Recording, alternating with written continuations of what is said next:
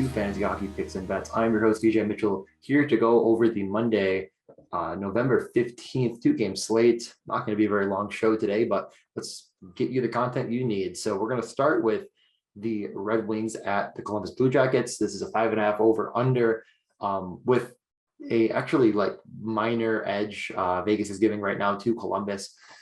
I think the 5.5 is pretty fair. The goaltending's been pretty solid in Columbus. And even though they gave up a 5 spot to the Rangers last game, I don't think that's super indicative of how good Merzlikins and Korpisalo have been. They're going to be without some of their studs as Line is out and others. In his absence, I brought this up last time, Chinnikov has been, at least fantasy relevant. He's on the second power play unit with Bean, which was like the cheap stack to take when they're together, because there's some decent upside there. But overall in this game, I think the 5.5 is a pretty good under bet. I'm not overly bullish on it just because the Red Wings actually have been pretty good. So I'm not incredibly, like lock and load. One player the Red Wings did get back was Filip Hronek, who returned to the lineup.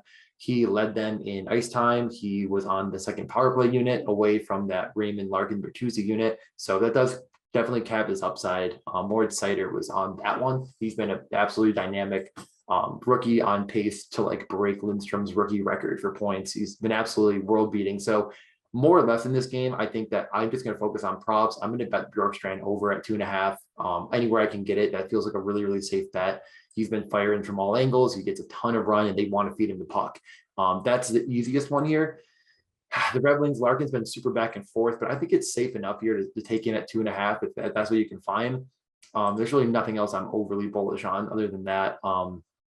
In this game, it's a pretty boring one. I think, a nice 2-3 win for either side. It's up in the air.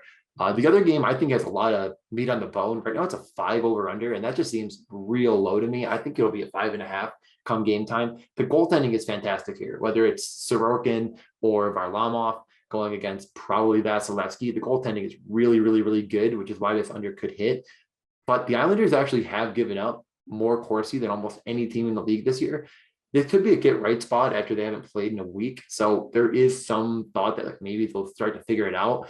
But man, they have really given up a lot defensively. And it's very surprising for this team. That not something that I thought going into this year. They've given up over 35 shots on goal 6 times already this year. So if you're not playing a lot of Tampa, I think whatever goalie for the Islanders is a really, really strong bet to maybe be the goalie of the night. If you are playing a lot of Tampa, which I might be doing, I probably have a couple different lineups. So I think that, like I said, basically what I'm getting at here is I think this game actually sets up well to have pretty good pace. Whether the goals happen or not is always up to the players on the ice, but I definitely think the 5 over under is a little bit low and it will probably change. Tampa at home, I probably just take them because the Islanders have been pretty bad, like I mentioned, but it is a get right spot after taking like 5 days off. So I'm probably just not going to bet the line. I've been pretty high on the unders lead over on shot prop. I really do think that Stamkos is in a pretty fair spot here again.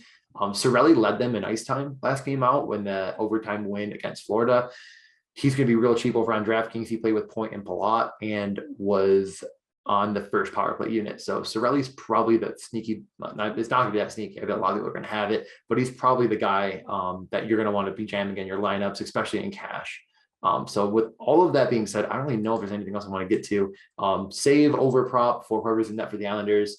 That's probably gonna be one I'm really, really high on because I just think the math adds up for it. And then other than that, yeah, there's 2 games. It's pretty much it. I'll get you on out of here. So enjoy your Monday night. Enjoy, rate, review, all that stuff. I did another video for the Hockey Assist Network. If you want to check that out, I did a live underdog draft. That'll be every Tuesday, Thursday, and Saturday. If you want to check that out or let me know if you have any questions. I think that's going to be it for this though. So thank you again for listening and good luck on Monday.